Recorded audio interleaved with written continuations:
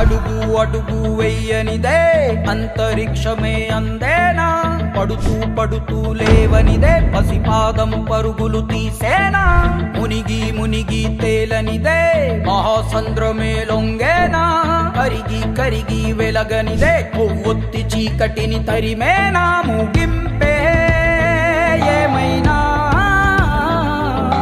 మధ్యలో వదలొద్దురా నీ సాధన, ప్రయత్నమే